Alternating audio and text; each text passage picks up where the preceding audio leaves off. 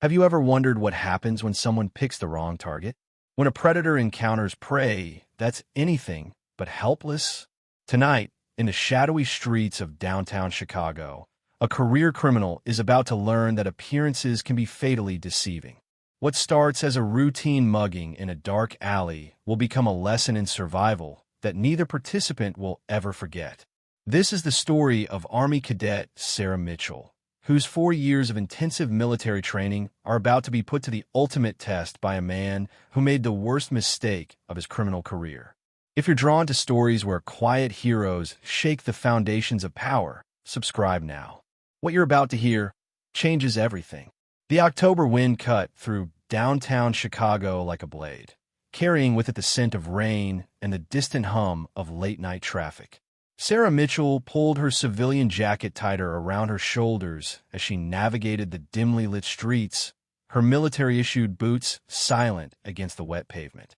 At 22, she had the lean, athletic build of someone who spent her days in rigorous physical training, though tonight she looked like any other young woman heading home from her part-time job at the campus bookstore.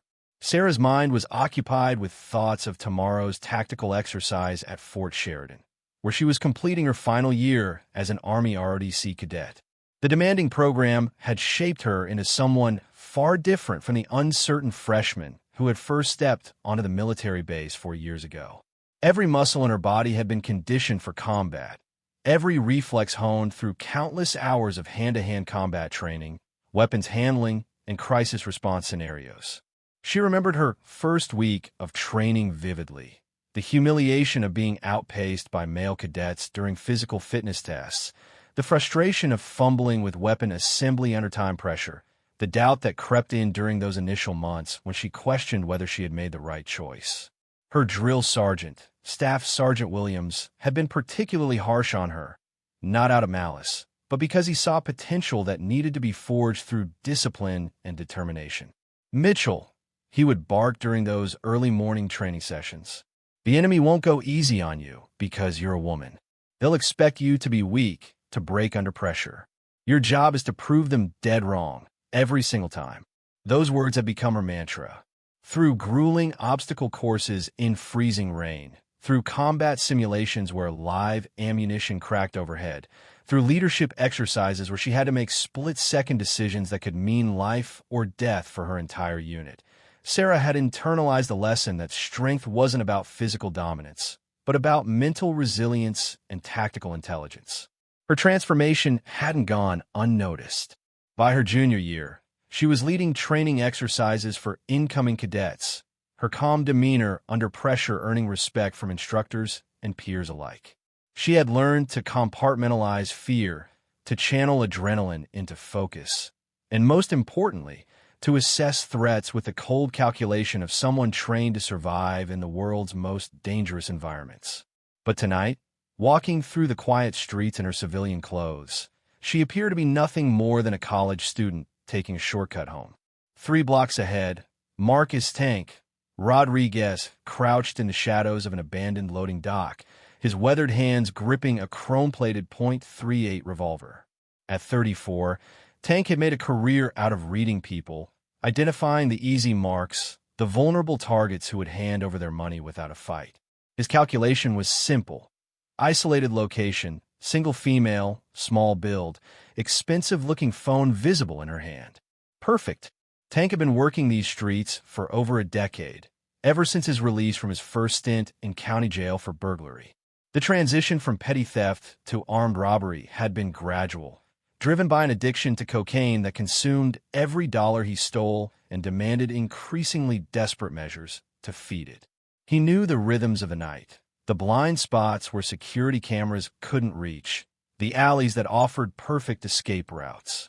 His approach was methodical. Intimidate quickly, grab what he could, disappear before anyone could react. It had worked flawlessly dozens of times before. What Tank didn't acknowledge, even to himself, was that his victims haunted his dreams. The terrified faces of college students, elderly women clutching their purses, working men just trying to get home safely. They all blended together in his subconscious, creating a gallery of fear that he tried to drown out with drugs and alcohol. Each successful robbery required him to become a little more callous, a little more willing to threaten violence to get what he needed. Tonight felt different, though he couldn't articulate why. Maybe it was the unseasonably cold weather that had kept most people indoors, reducing his opportunities. Maybe it was the fact that his dealer had raised prices again, meaning he needed more money than usual. Whatever the reason, Tank felt a desperation that made him sloppy, willing to take risks he normally would have avoided. As Sarah approached the narrow alley that served as a shortcut to her apartment building, Tank stepped out of the shadows.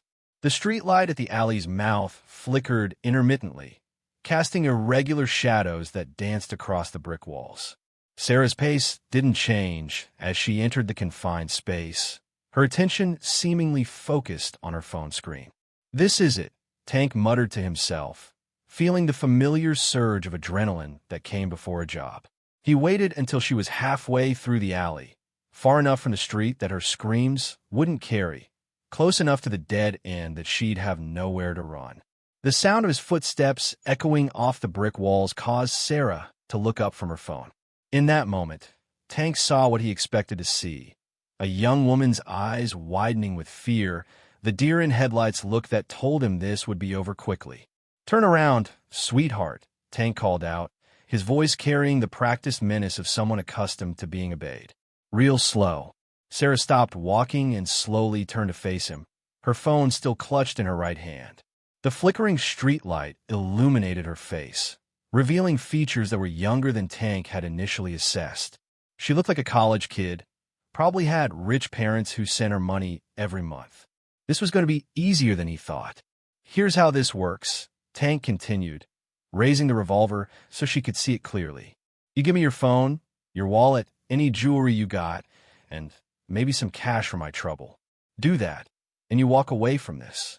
Don't," and he gestured with the gun, letting the implication hang in the air. What Tank didn't notice was the subtle shift in Sarah's posture. Her weight had imperceptibly moved to the balls of her feet. Her free hand had dropped to her side in a position that would allow for maximum mobility, and her breathing had become deeper and more controlled. These were not the reactions of a terrified victim. They were the automatic responses of someone whose body had been trained to prepare for combat.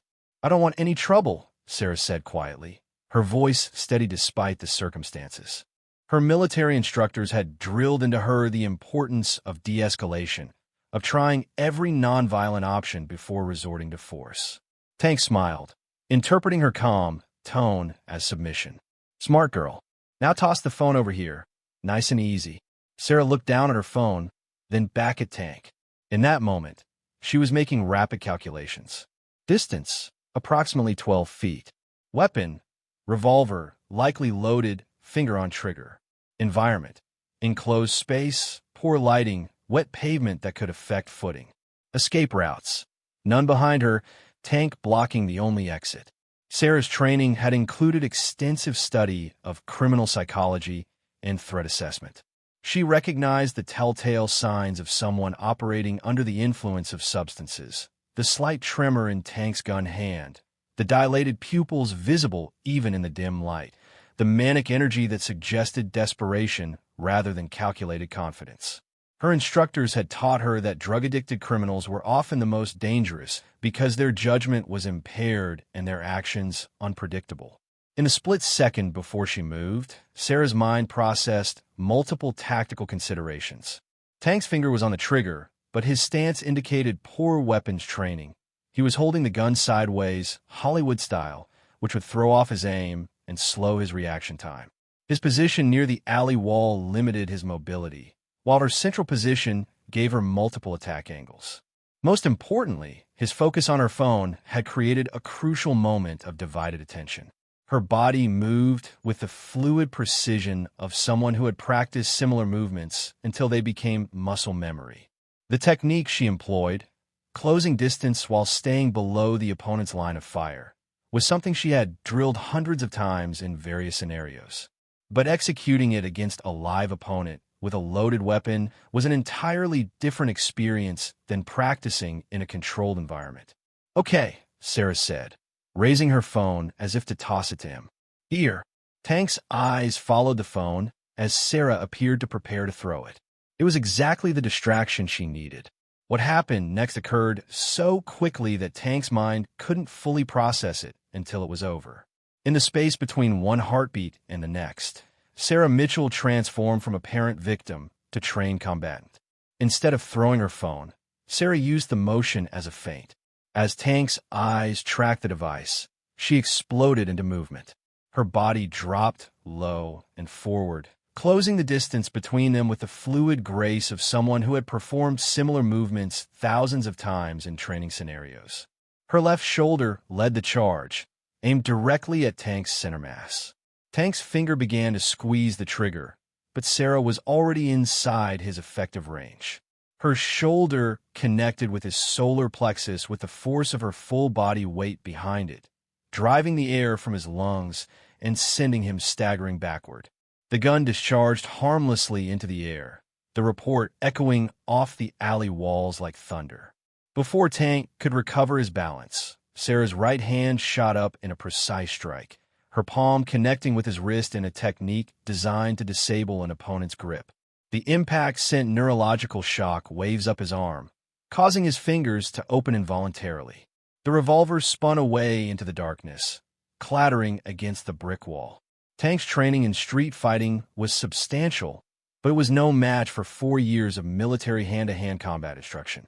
As he swung a wild haymaker toward Sarah's head, she ducked beneath the blow and pivoted on her left foot. Her right knee came up hard, connecting with Tank's floating ribs with surgical precision.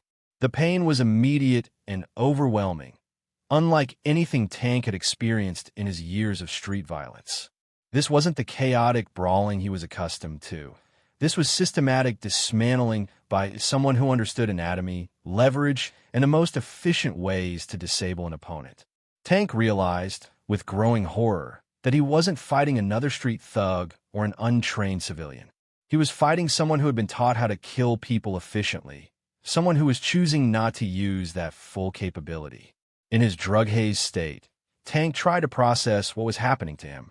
The woman he had thought would be an easy victim was moving like a trained fighter, anticipating his moves, countering his attacks with techniques he had never encountered.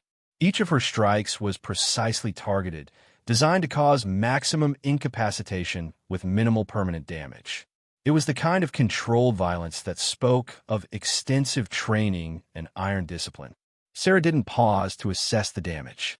Her training had taught her that in combat, hesitation could be fatal. As Tank bent forward from the knee strike, she grabbed the back of his head with both hands and pulled it down while simultaneously driving her knee upward. The impact wasn't intended to cause permanent damage. Her training emphasized neutralizing threats, not creating casualties, but it was more than enough to disorient him completely. Tank stumbled backward, his back hitting the brick wall of the alley. For the first time in over a decade of criminal activity, he felt something he hadn't experienced since childhood: genuine fear. This woman moved with a precision and confidence that spoke of extensive training. Every strike was calculated, every movement purposeful. "Please," Tank gasped, sliding down the wall until he was sitting on the wet pavement. Blood trickled from his nose, and his ribs ached with each breath. "Please, I'm sorry. I didn't mean."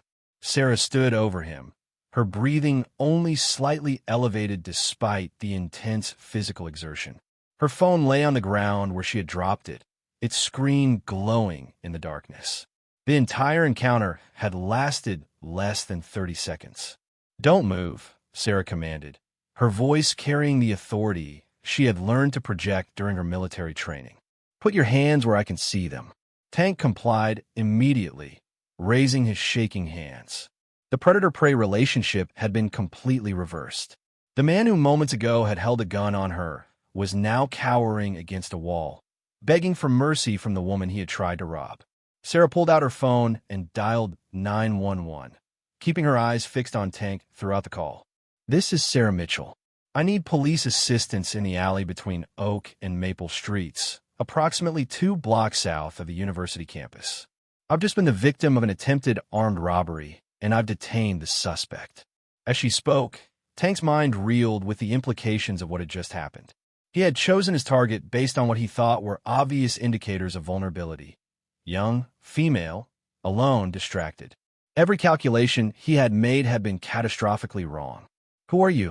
Tank whispered, his voice hoarse with pain and confusion. Sarah looked down at him, her expression unreadable in the dim light. "Someone you should have left alone." The sound of approaching sirens began to echo off the surrounding buildings, growing louder with each passing moment. Tank realized that his life was about to change dramatically, not just because he was about to be arrested, but because of what he had learned about himself in this alley. Detective Maria Santos arrived at the scene within minutes of the patrol officers, her practiced eyes immediately taking in the unusual dynamics of what should have been a straightforward mugging case. In her 15 years with the Chicago PD, she had responded to hundreds of robbery calls, but something about this one felt different from the moment she stepped out of her unmarked sedan. Santos had seen every type of crime scene imaginable during her career. She had worked everything from domestic disputes in cramped apartments to gang shootings in broad daylight, from white-collar fraud cases that took months to unravel to homicides that were solved within hours.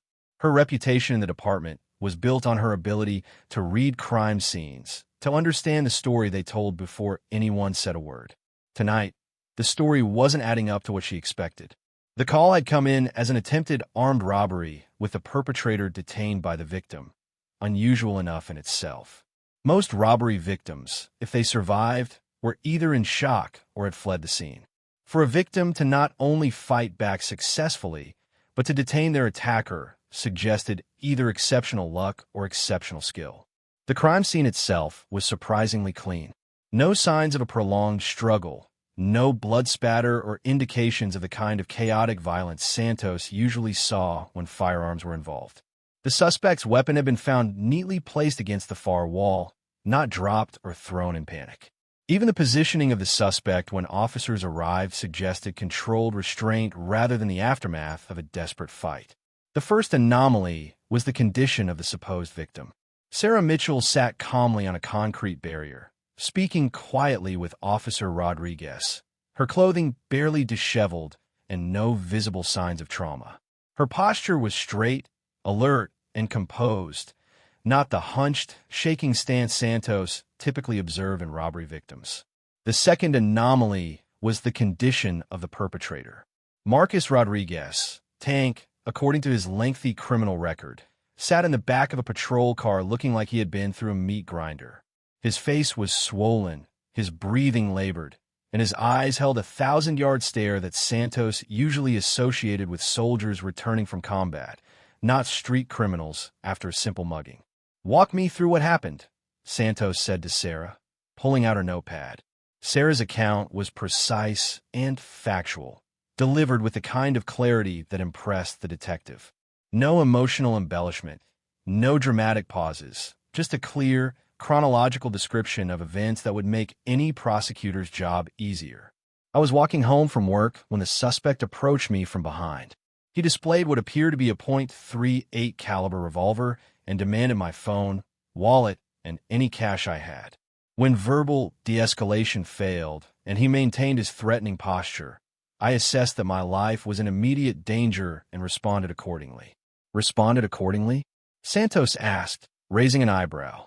"Miss Mitchell, the suspect has what appears to be multiple contusions, possible broken ribs, and is claiming that you attacked him without provocation." Sarah's expression remained neutral. "Detective, I defended myself using the minimum force necessary to neutralize the threat. The suspect was armed and had cornered me in an enclosed space with no possibility of escape." Santos looked over at Tank, who was gesticulating wildly at the officers, his voice rising with each word. "She's some kind of ninja or something. She moved like she was in the Matrix or something. Nobody fights like that." Officer Rodriguez walked over to where Santos and Sarah were standing. "Detective, we found the weapon about 15 feet from where the suspect was subdued. .38 revolver, 1 round discharged. We also recovered the suspect's wallet. Turns out he's got warrants in 2 counties." Santos studied Sarah more carefully. There was something about the young woman's bearing, the way she held herself, that suggested more than just good luck in a dangerous situation. Miss Mitchell, do you have any martial arts training? Military background, perhaps? I'm a senior ROTC cadet at Northwestern, Sarah replied. 4 years of military training, including hand-to-hand combat, crisis response, and threat assessment. The pieces suddenly clicked into place for Santos.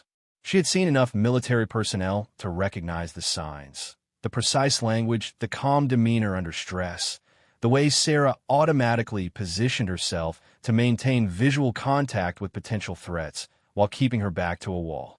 So Tank there picked the wrong target, Santos said with a slight smile. It appears so, Sarah agreed. From a patrol car, Tank was still protesting his treatment. She assaulted me. I want to press charges. That woman is dangerous. Santos walked over to the patrol car and leaned down to Tank's eye level. Let me make sure I understand this correctly, Mr. Rodriguez. You approached Miss Mitchell with a loaded firearm, threatened her life unless she gave you her possessions, cornered her in an alley, and now you want to press charges against her for defending herself.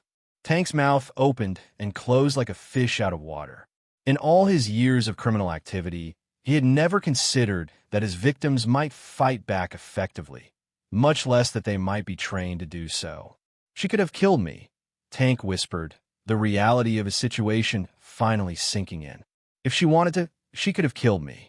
But she didn't, Santos pointed out. She used exactly enough force to stop your attack and hold you for police. Sounds like you should be grateful. As the officers prepared to transport Tank to County Lookup, he caught sight of Sarah through the patrol car window. She was giving her contact information to Detective Santos, her movements efficient and professional. Tank realized that in trying to prey on what he thought was a vulnerable young woman, he had instead encountered someone far more dangerous than himself. Not because she was violent, but because she was competently trained and utterly unafraid. I'm sorry, Tank called out to Sarah through the car window. His voice was barely audible, but she heard him. Sarah walked over to the patrol car. For a moment, the two of them looked at each other through the glass. The failed predator and the woman who had turned the tables on him completely. I hope you learned something from this, Sarah said quietly. The next person you try this with might not show the same restraint I did. As the patrol car pulled away, Tank pressed his face against the window, watching Sarah's figure recede into the distance.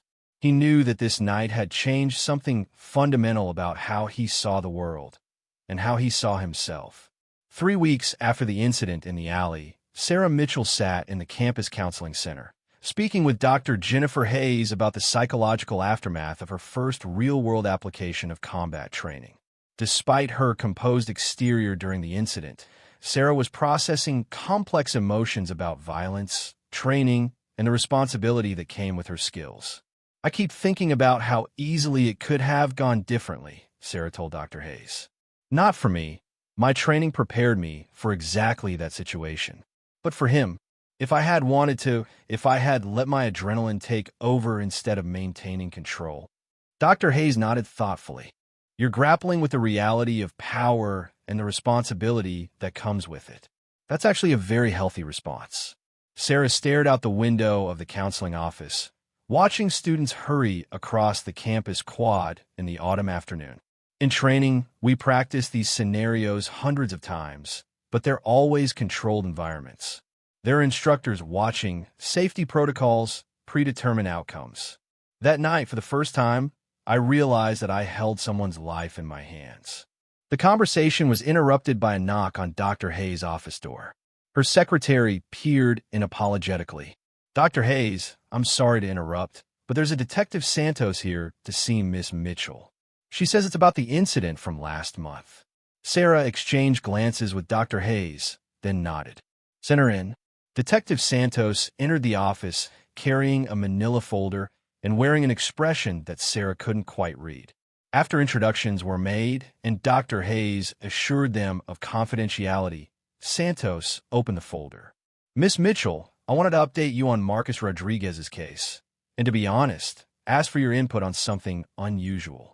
Sarah straightened slightly. Has there been a development?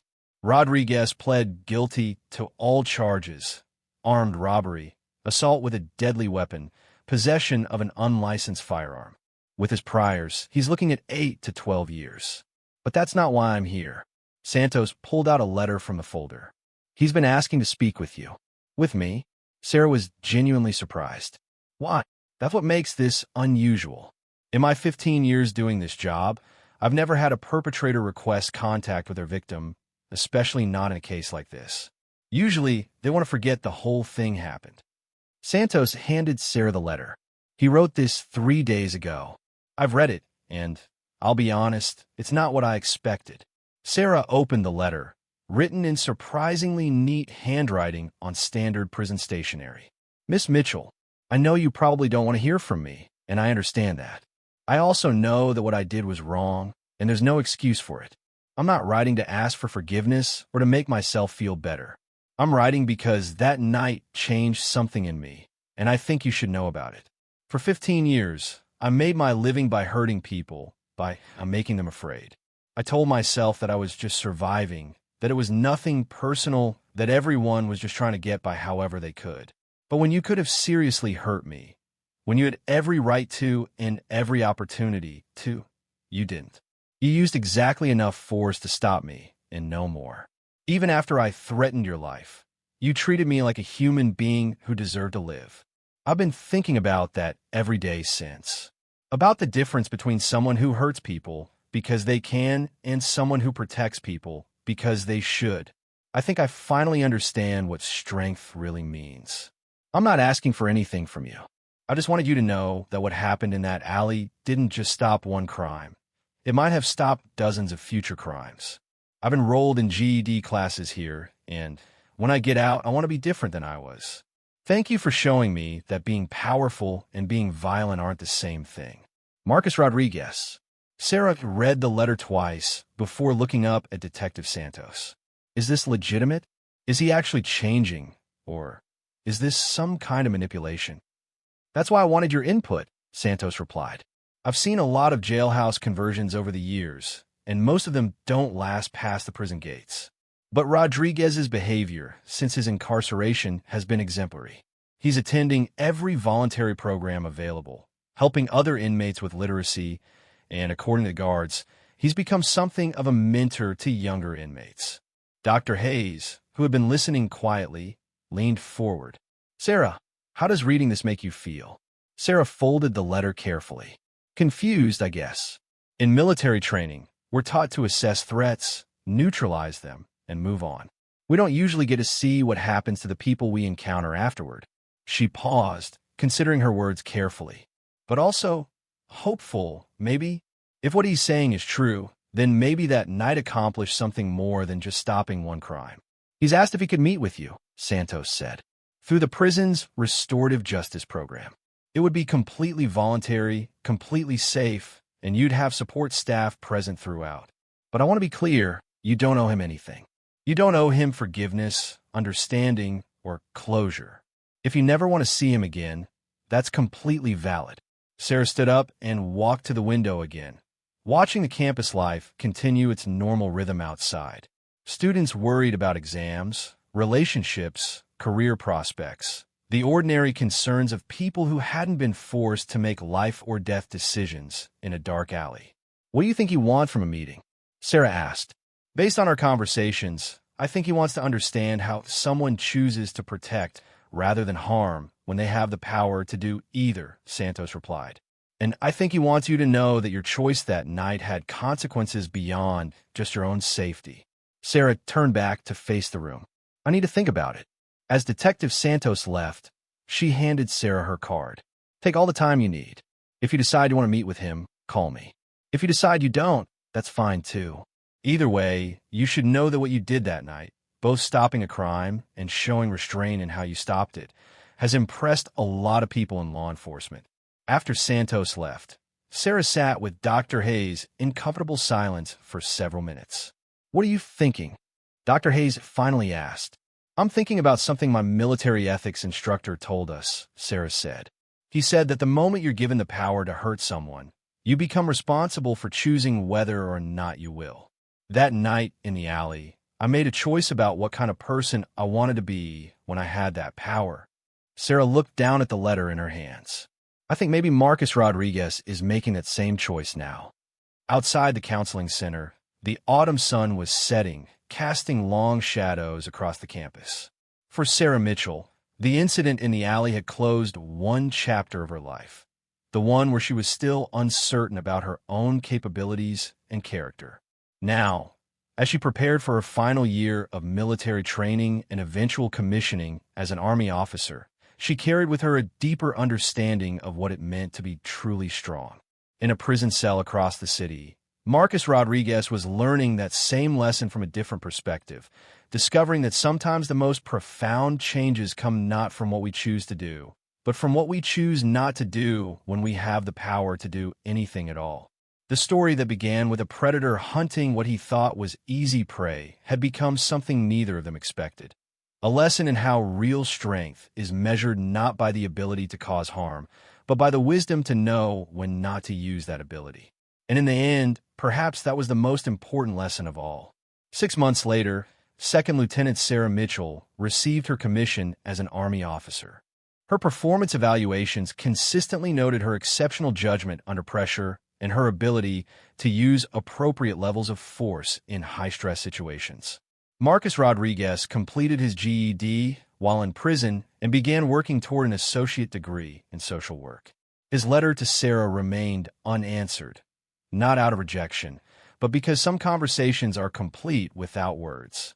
The alley where their paths crossed became just another shortcut for other students, unaware that it had once been the site of a lesson in strength, restraint, and the complex nature of human change. Sometimes, the most important victories are the ones that nobody else ever hears about. If you like this story, leave your opinion in the comments and, of course, leave a like and subscribe. Turn on the notification bell so you don't miss any videos. Big hug and see you soon.